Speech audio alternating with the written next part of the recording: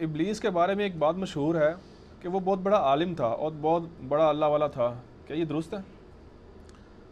Basically so card جو اللہ والے بنے ہوئے ہیں نا، جن کو علم سے چڑ ہے، انہوں نے یہ زیادہ بات مشہور کی ہے کہ جی علم کوئی چیز نہیں. دیکھو ابلیس بھی بہت بڑا عالم تھا، جاہل تھا ابلیس، گمراہ ہوا ہے. عالم وہ ہوتا ہے جو اللہ کی بات سے انکاری ہو جائے، جاہل ہوتا ہے. اور بڑی بڑی وہ سٹوریاں بنائی ہوئی ہیں جی وہ یہ تھا وہ تھا، صرف علم کو نیچا کرنے کے لیے.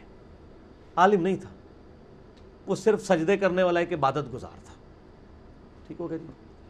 باقی یہ جو کچھ بنایا ہے نا، فرشتوں کا بھی استاد تھا، کہیں نہیں لکھا ہوا. دکھائیں کس حدیث کس آیت میں لکھا ہے فرشتوں کا استاد تھا؟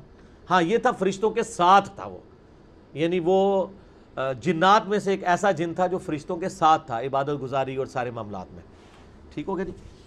تو یہ علم کو نیچا کرنے کے لیے بات کی جاتی ہے، کیونکہ قرآن میں انما یخشی اللہ من عبادہ العلماء، اللہ کی خشیت اور معرفت صرف اہل علم کو ہے.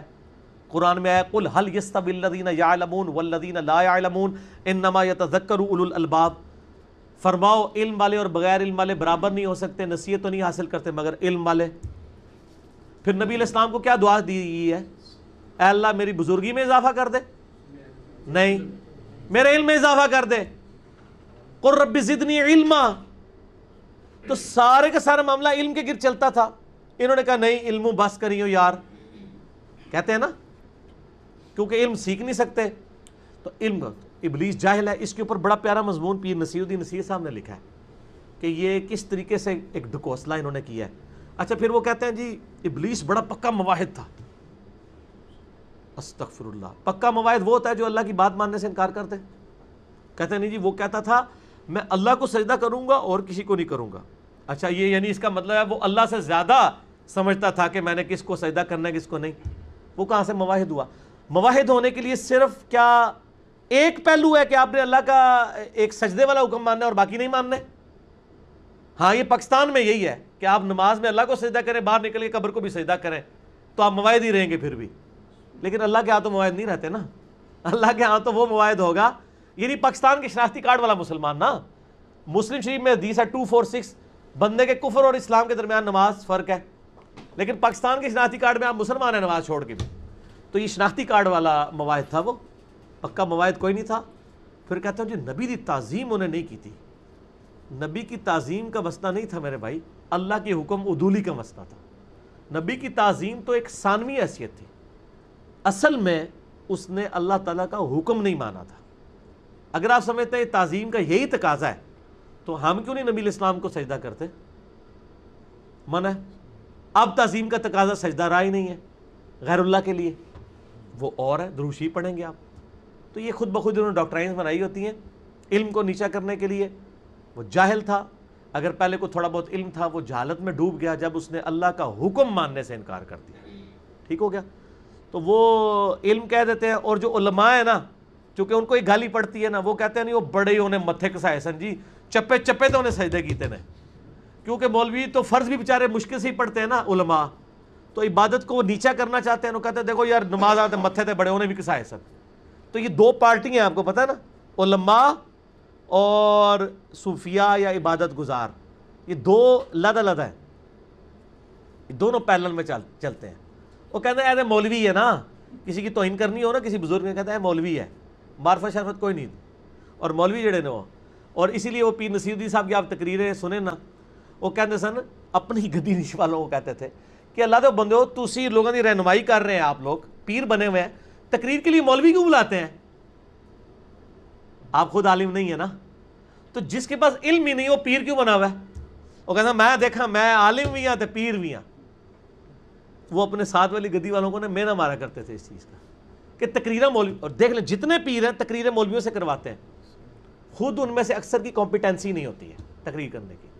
تو چھڑے پیر بھی نہ بنو، چھڑے عالم بھی نہ بنو، دو ہی چیزیں بنو. ٹھیک ہے. لیکن پیر بن کے اللہ کی طرف لوگوں کو بلائیں، اپنی عبادت نہ کروائیں. ٹھیک ہے نا. ورنہ آپ پیڑ ہوں گے. پیڑ کہتے ہیں نا درد ٹیڈی جنہوں پیر بنے. ویسے عربی میں تو پیر ہے ہی نہیں ہے نا، عربی میں پے نہیں ہوتا. ٹھیک ہو. وہ کون سا درخت تھا جس کا پھل کھانے سے شیطان نے آدم علیہ السلام کو خطا پر آمادہ کیا؟ اس سے کوئی فرق نہیں پڑتا وہ کون سا درخت تھا۔ صحیح مسلم میں حدیث ہے، آپ صلی اللہ علیہ وآلہ وسلم کا جمعے کا خطبہ اور باقی خطبوں سے پہلے آپ کہا کرتے تھے، 2005 نمبر حدیث ہے کہ میں اور قیامت اس طرح ساتھ بھیجے گئے ہیں جیسے یہ 2 انگلیاں۔ مراد یہ کہ اب میرے بعد قیامت ہی آئے گی، کوئی پیغمبر نہیں آئے گا، یعنی اس 2 انگلیوں کو جوڑ کے آپ کیا رزلٹ نکالتے تھے کہ بالکل سائیڈ بائی سائیڈ ہے۔ ظاہر ہے ہزاروں پیغمبروں کی تاریخ میں ہمارے پیغمبر کے بعد کوئی پیغمبر نہیں، اب قیامت ہی آنی ہے۔ وہ لوگ پوچھ رہے ہوتے ہیں کیڑیاں 2 انگلیاں سن، وہ کوئی سی بھی 2 انگلیاں ہوں، تھیم کیا ہے کہ قیامت اور نبی الاسلام ساتھ ساتھ ہے۔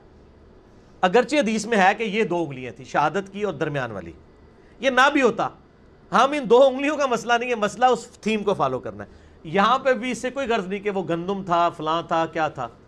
تھیم یہ ہے جو سورۃ الاعراف میں آیا کہ شیطان نے ان کو یہ ورگلایا کہ ایک ایسا درخت ہے، ایسا پھل ہے جو تم کھا لو گے تو ہمیشہ کی زندگی پالو گے، ہمیشہ زندہ رہنے کی خواہش ہمارے اندر ہے اور انشاءاللہ پوری ہوگی جنت میں جا کے، پھر موت نہیں آئے گی۔ جو بخاری میں حدیث ہے نا، قیامت الدن موت کو مینڈے کی شکل میں لا کے ذبح کیا جائے گا اور دوست کی چیخو پکار کریں گے کہ موت آ جاتی، جان چھوٹ جاتی، اور جنتی خوش ہوں گے کہ یار ہمیں موت ہی نہیں اب آئے گی۔ تو وہ اس میں ہے کہ تم ہمیشہ کی زندگی حاصل ہو جائے گی تمہیں۔ وہ اس چکر میں انہوں نے کھایا، پھر ان کے اپنے کپڑے بھی اتر گئے، پھر جو کچھ ہوا وہ ٹیسٹ کیس کے طور پہ اللہ نے رکھا، پھر دنیا میں اتر آئے۔ باقی یہ کہنا نعوذ باللہ کہ یہ اللہ نے کروایا ہے، یہ کلمہ کفر ہے۔ جو کچھ کیا وہ اللہ کے علم میں تو تھا کہ ایسا ہوگا، کروانے کا معاملہ اللہ کی طرف منسوب کرنا یہ شیطنت ہے۔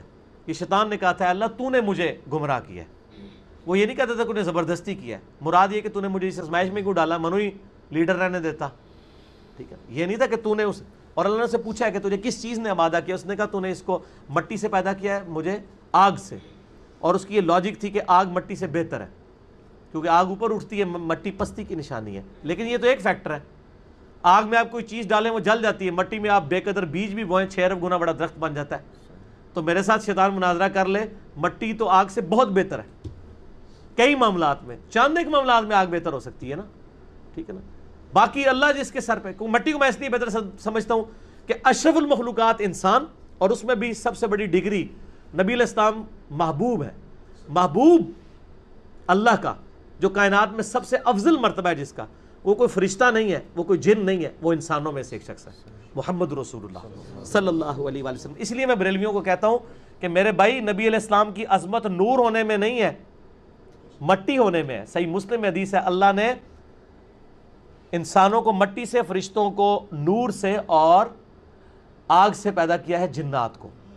قرآن میں سورۃ الحجر میں آیا کہ اللہ نے آگ کی لپٹ سے جنات کو اور مٹی سے انسان کو پیدا کیا۔ یہ تو 7 دفعہ آیا ہے قصہ آدم اور ابلیس کے کانٹیکسٹ کے اندر۔ باقی یہ کہنا اللہ نور السماوات والارض، سر یہ عربی لنگوسٹک میں ایک محاورتاً بات ہے، اس کا یہ قطعاً مقصد نہیں کہ اللہ تعالیٰ زمین و آسمان کے اندر حلول کیے ہوئے ہیں، نہیں۔ اللہ نور السماوات والارض کا لفظی ترجمہ تو یہ ہے کہ اللہ نور ہے زمین و آسمان کا۔ تو وہ صوفیہ کہتے ہیں زمین و آسمان میں اللہ ہی اللہ ہر جگہ، نہیں۔ اللہ نور السماوات والارض کا مطلب محاورتاً ہے۔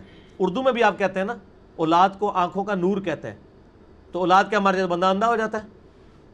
کوئی زہرا جی کو اندھا ہوئے گا نا، اور یوسف علیہ السلام دی نا مثال دے دیو کہ انہوں نے ابا جی ہو گئے سن اولاد غامی، وہ ایک آدھ مثال ہوتی ہے نا، ایک محاورتاً۔ یہ بھی محاورتاً بات ہے کہ زمین و آسمان کی رونق کا سبب اللہ ہے۔